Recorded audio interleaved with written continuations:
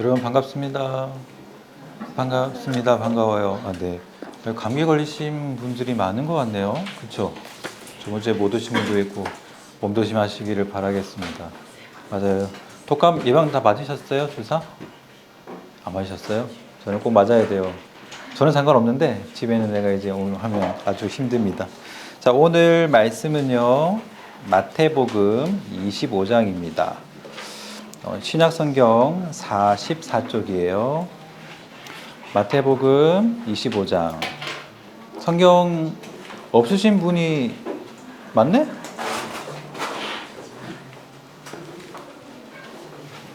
자, 여기 하나.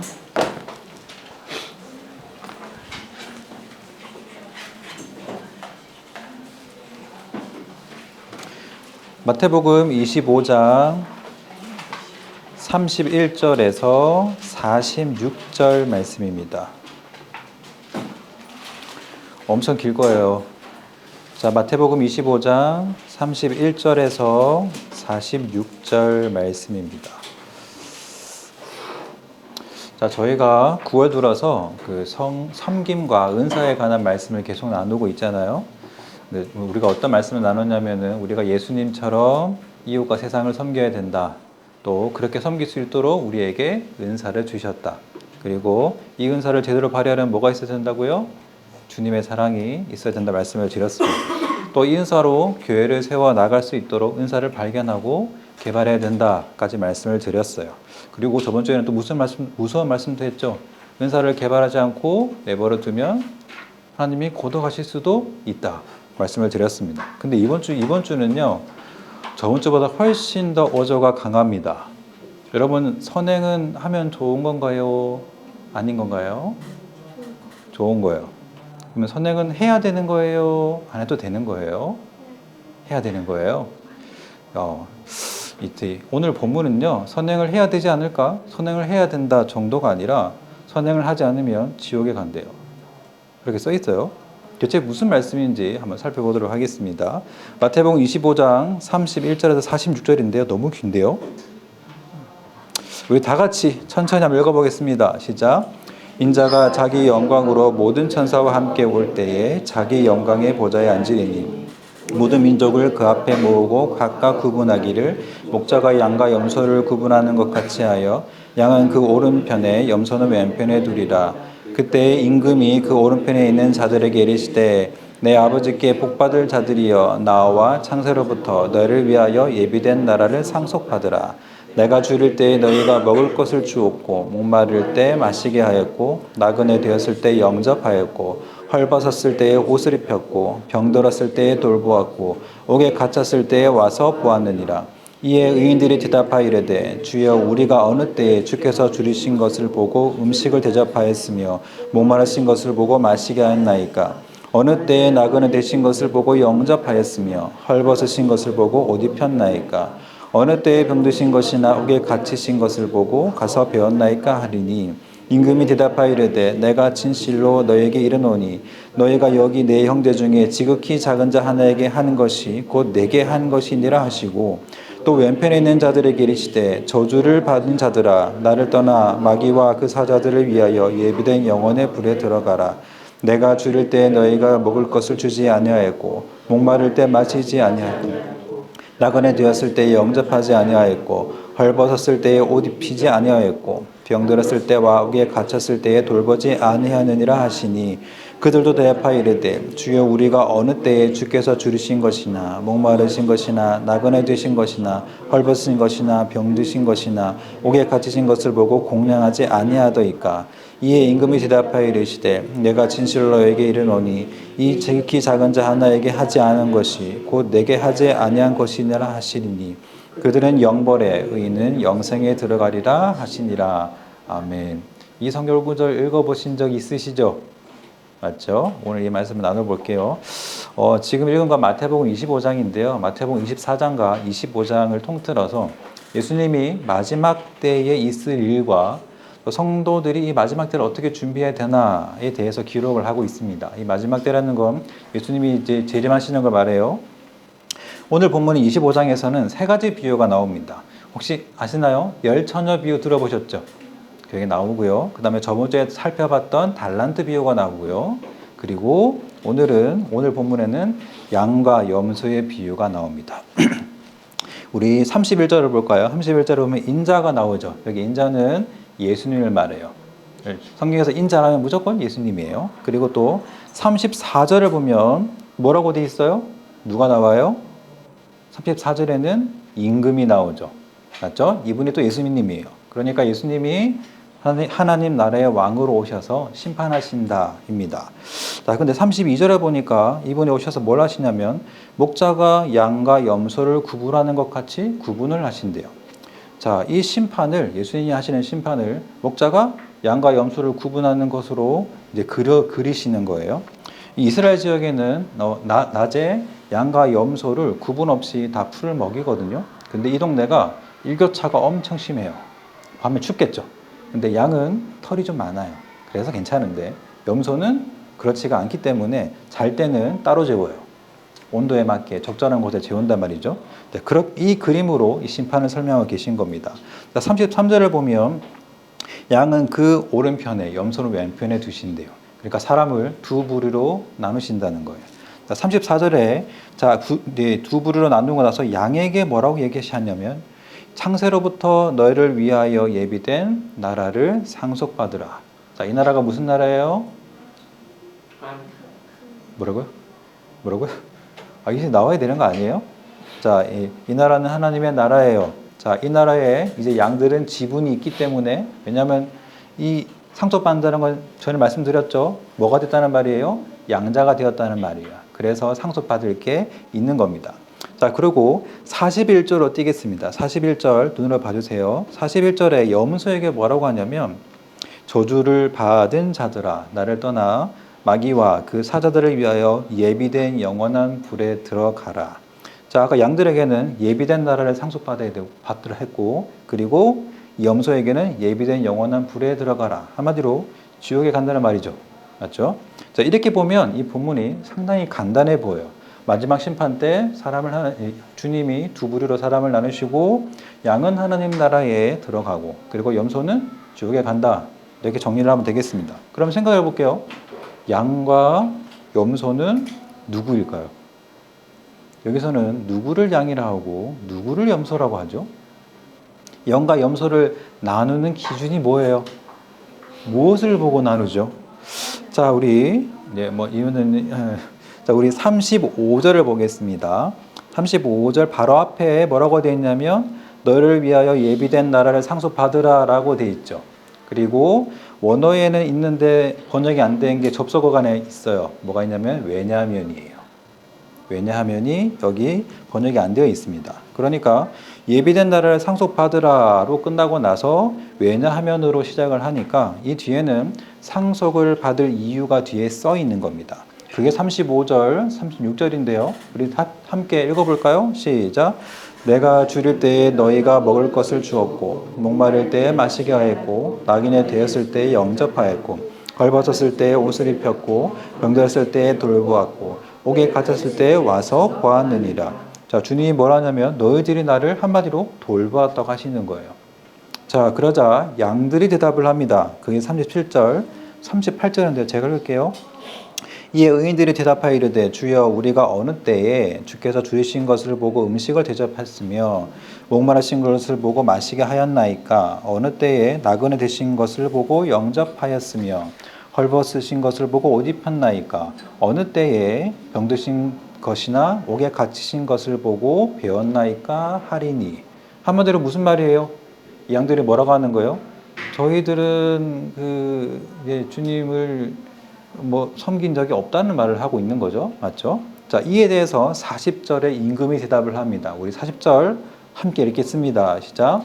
임금이 대답하여 이르되 내가 진실로 너에게 이르노니 너희가 여기 내 형제 중에 지극히 작은 자 하나에게 한 것이 곧 내게 한 것이니라 하시고. 자, 내 형제 중에서 지극히 작은 자 하나에게 한 것이 내게 한 거다. 양들이 이 지극히 작은 자를 돌보았어요. 이 선행 때문에 너희가 하나님의 나라를 상속받는데요. 자, 그리고 이제 염소에게는 뭐라고 하시냐? 주님께서 정반대로 얘기를 하십니다. 자, 42절을 볼 텐데 그 앞에 보면 한마디로 지옥에 간다고 써 있죠. 근데 거기에도 왜냐하면이라는 접속어가 생략이 돼 있어요. 그러니까 너희들은 지옥에 갈 것이다. 왜냐하면 하고 42절이 시작됩니다. 42절, 43절 우리 함께 읽겠습니다. 시작. 내가 줄일 때에 너희가 먹을 것을 주지 아니하였고 목마를 때에 마시게 하지 아니하였고 나그네 되었을 때에 영접하지 아니하였고 헐벗었을 때에 옷 입히지 아니하였고 병들었을 때에 옥에 갇혔을 때에 돌보지 아니하느니라 하시니. 한마디로 너희가 나를 돌보지 않았다. 그렇게 얘기를 합니다. 그렇게 주님이 말씀하셨어요. 그랬더니 염소들이 막 따져요. 뭐라고 따지는지 우리 44절 그리고 우리 45절까지 한꺼번에 읽겠습니다. 시작. 그들도 대답하여 이르되 주여 우리가 어느 때에 주께서 줄이신 것이나 목마르신 것이나 나그네 되신 것이나 헐벗으신 것이나 병드신 것이나 옥에 갇히신 것을 보고 공양하지 아니하더이까. 이에 임금이 대답하여 이르시되 내가 진실로 너에게 이르노니 이 지극히 작은 자 하나에게 하지 아니한 것이 곧 내게 하지 아니한 것이라 하시리니. 자, 이 말은 이 염소들이 지극히 작은 자를 도왔다는 거예요? 안 도왔다는 거예요? 안 도왔다는 거예요. 자, 이게 사실은 주님을 섬기지 않았다는 거예요. 그렇기 때문에 이들은 천국에 못 들어가고 지옥에 간다는 거예요. 자, 그렇다면 한번 생각해 봅시다. 여기 나오는 지극히 작은 자는 또 누구예요? 누구인 것 같아요? 지극히 작은 자가 누굴까요? 머릿속에 막 이런 생각이 드시죠? 자, 우리 40절을 다시 한번 보겠습니다. 40절에 보면 이런 말이 있어요. 너희가 여기 내 형제 중에 지극히 작은 자 하나에게, 보니까 형제라는 말이 나오죠. 그러니까 일반적으로 교회 이 성경에서 형제라고 하면 교회 공동체의 성도를 말하는 거예요. 자, 그러니까 이 말은 1차적으로 교회 공동체 하는 성도를 말하는 거고 그 중에서 지극히 작은 자라고 했어요. 그러니까 교회 안에 있는 성도 중에 연약한 성도 또는 가난한 성도, 병이 든 성도를 말하는 게 지극히 작은 자입니다. 자, 이 어려운 성도를 양은 도왔다. 그리고 염소는 돕지 않았다라고 써 있어요. 염소는 여기서 사실 그치지 않고요. 돕지 않았을 뿐만 아니라 이 연약한 성도들을 업신여기기도 했어요. 이게 실제로 초대교회에 있었습니다. 자, 이런 모습을 보고 우리 야고보 사도가 엄청나게 질책을 하는 장면이 나오거든요. 그게 야고보서 2장인데요. 자, 신약성경 372쪽으로 가겠습니다. 신약성경 372쪽으로 가겠습니다. 372쪽에 야고보서 2장 1절에서 4절입니다. 이건 혹시 우리 중학교 1학년 친구들만 읽어볼까요? 중학교 1학년 친구들. 야고보서 2장 1절에서 4절입니다. 찾으셨나요? 찾았어? 찾으셨죠? 자, 야고보서 찾았어? 자, 2장 1절에서 4절입니다. 읽겠습니다. 시작.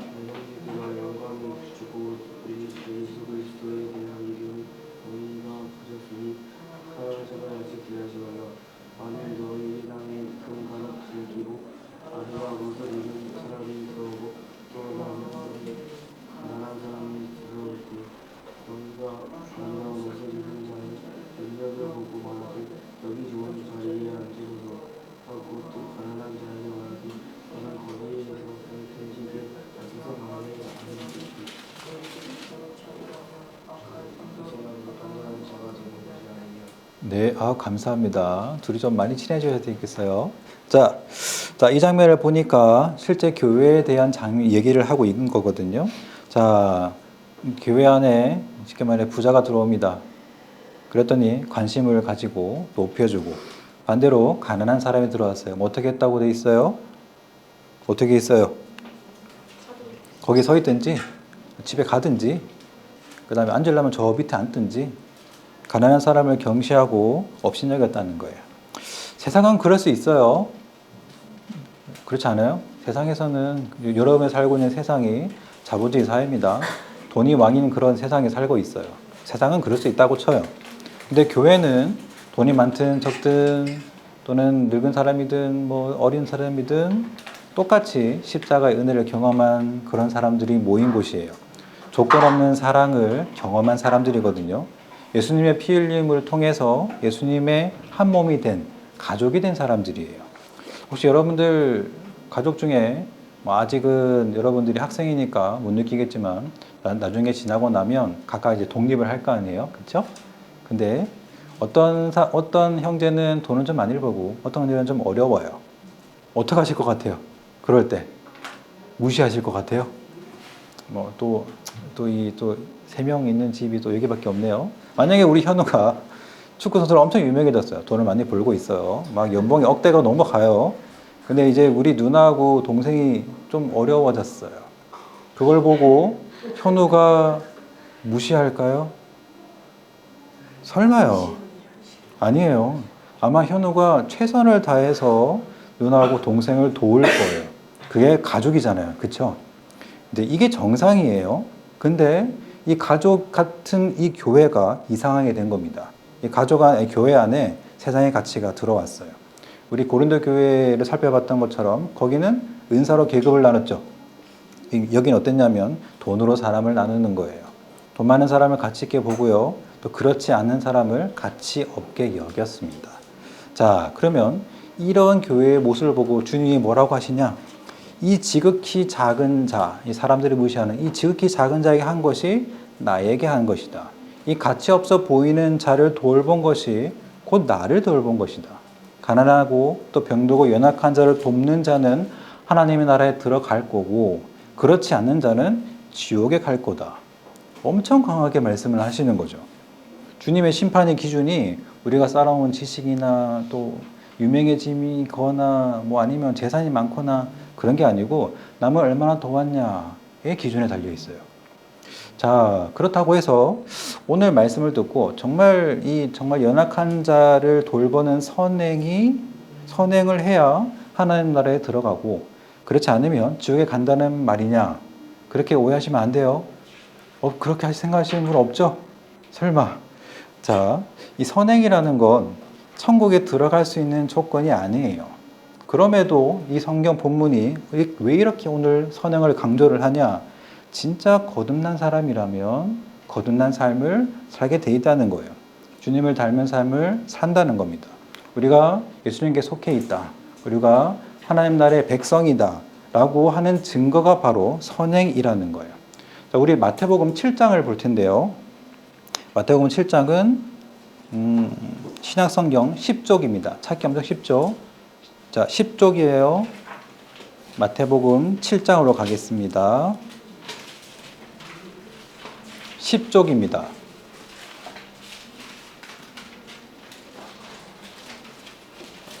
자, 7장 16절에서 20절을 함께 읽겠습니다. 시작. 그들의 열매로 그들을 알지니 가시나무에서 포도를 또는 엉겅퀴에서 무화과를 따겠느냐. 이와 같이 좋은 나무마다 아름다운 열매를 맺고 못된 나무가 나쁜 열매를 맺나니 좋은 나무가 나쁜 열매를 맺을 수 없고 못된 나무가 아름다운 열매를 맺을 수 없느니라. 아름다운 열매를 맺지 아니하는 나무마다 찍혀 불에 던져지느니라. 이러므로 그들의 열매로 그들을 알리라. 자, 여러분은 그 식물이 땅에 이제 뿌리를 받고 살고 있어요. 그러면 우리가 뿌리를 볼 수 있어요? 볼 수가 없죠. 그리고 뿌리가 안 보이는데 줄기가 자라는데 비슷하게 생겼어요. 그러면 이 나무가 무슨 나무인지 알 수가 있어요? 없어요? 없어요. 근데 이 나무가 무엇인지 어떤 나무인지를 무엇으로 알 수 있어요? 열매로 알 수가 있어요. 우리가 진짜 예수께 속해 있다면 무슨 열매를 맺게 돼 있다는 거예요? 선행이라는 열매를 당연히 맺게 돼 있다는 거예요. 우리에게 선행이라는 열매가 진짜 없다. 그럼 우리는 가짜일 수 있습니다. 오늘 본문에 나왔던 양과 염소가 나오잖아요. 양의 탈을 쓴 염소일 수 있어요. 거듭난 사람이 아닐 수 있습니다.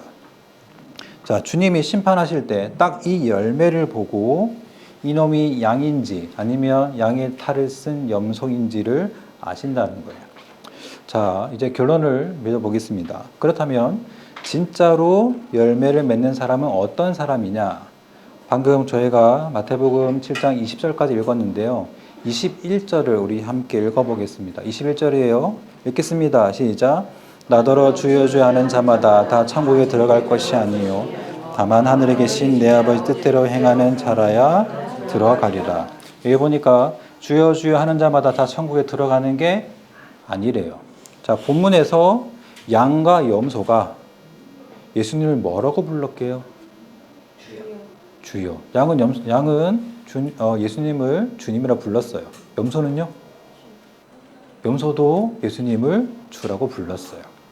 근데 그렇게 예수님을 주라고 불렀다고 해서 모두가 다 천국에 들어가는 게 아니래요. 누가 천국에 들어간다고 돼 있어요? 여기 뭐라고 돼 있어요? 아버지 뜻대로 행하는 자가 천국에 들어갑니다. 그러니까 말씀에 순종을 하고 살아가는 사람이 열매를 맺게 돼 있고 그 사람이 천국에 들어가는 것이고요. 반대로 말씀에 순종하지 않는다. 그래서 이상한 열매를 맺는 그 사람은 천국에 들어가지 못한다는 거예요. 자, 우리가 방금 21절 읽었는데요. 몇 구절 뛰어넘어서 24절, 27절을 볼 겁니다. 여기는 이 방금 말했던 이 두 사람을 순종하는 사람과 순종하지 않는 사람을 집 짓는 사람으로 대비를 시켜놨어요. 자, 우리 24절에서 27절을 우리 함께 읽겠습니다. 시작.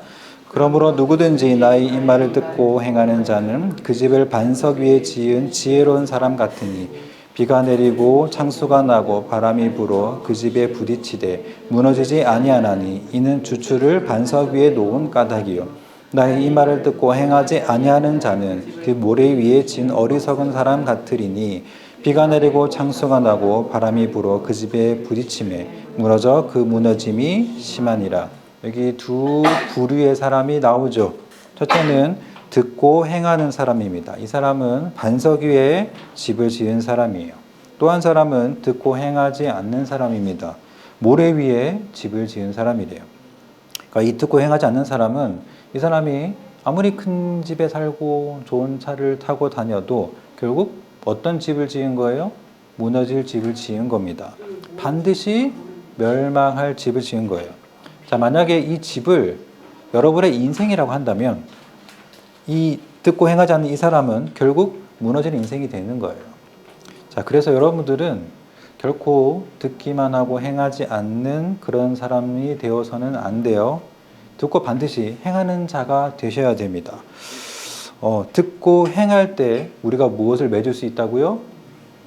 열매를 맺을 수가 있습니다. 제가 이제 9월 내내 우리 이제 예수님을 따라서 예수님을 대신해서 교회와 이웃과 그리고 세상을 섬기자라고 말씀을 드렸어요.